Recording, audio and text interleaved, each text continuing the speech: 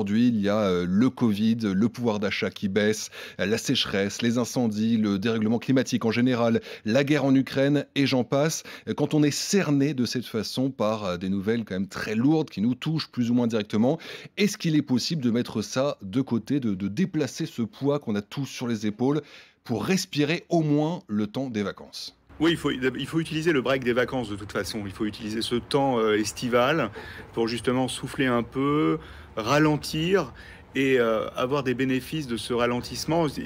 Il faut voir du positif en fait. Il faut utiliser ce shoot de dopamine lié au soleil qui peut se transformer en mélancolie automnale. Donc il faut vraiment tirer des bénéfices de ce break et en rentrant justement se réadapter tout doucement pour pas avoir un gros blues de rentrée.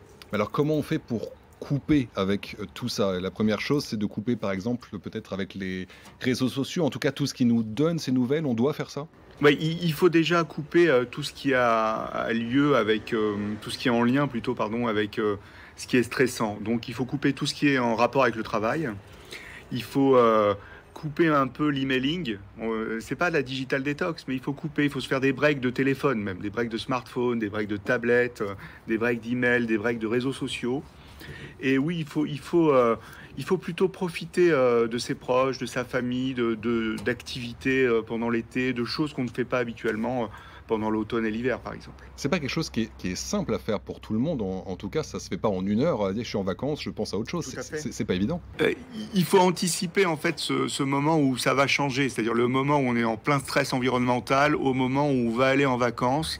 Et il y a toujours un petit temps d'adaptation. De toute façon, on est des êtres humains, on a besoin de s'adapter à l'environnement.